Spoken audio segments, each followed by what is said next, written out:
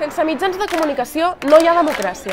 Aquest és el crit que aglutina les treballadores que conformen la plataforma Mitjans en Lluita de Catalunya.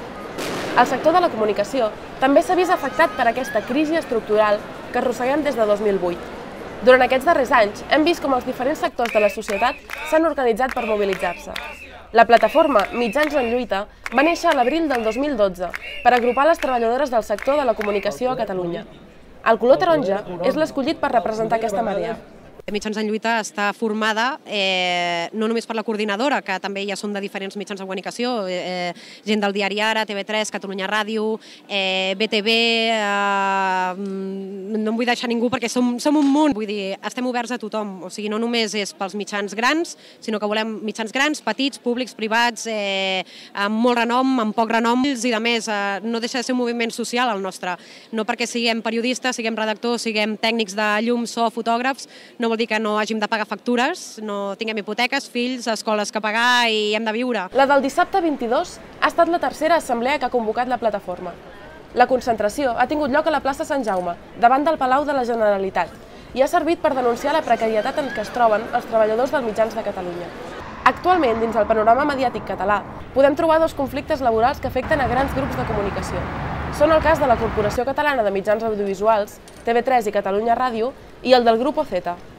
Hem començat el que diem nosaltres, l'ajornament del període de consultes, que com sabeu és sinònim de l'article 41 de l'Estatut dels Treballadors, que vol dir que l'empresa, si t'aplica aquest article, el que fa és modificar-te les condicions de treball, laborals, d'horaris, salarials i demés.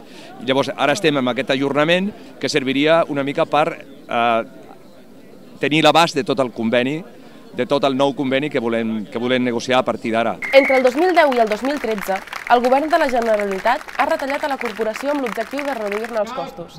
Actualment, la corporació compta amb 2.500 treballadors, que el 2011 van acceptar de manera voluntària la reducció d'un 5% del seu salari per tal de garantir la integritat de la plantilla.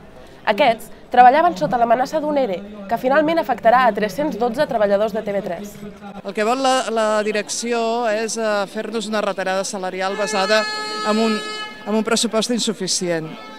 Nosaltres sostenim que no se'ns ha de fer cap més retallada perquè ja portem de l'ordre d'un 35% de retallada sobre sous i salaris dels treballadors de conveni. Els treballadors del periòdic o d'esport, de l'àrea de revistes de Grupo Z, estem patint un atac per part de la direcció, encapçalada pel seu propietari, Antonio Asensio, aprofitant al màxim totes les potencialitats i possibilitats que té la reforma laboral.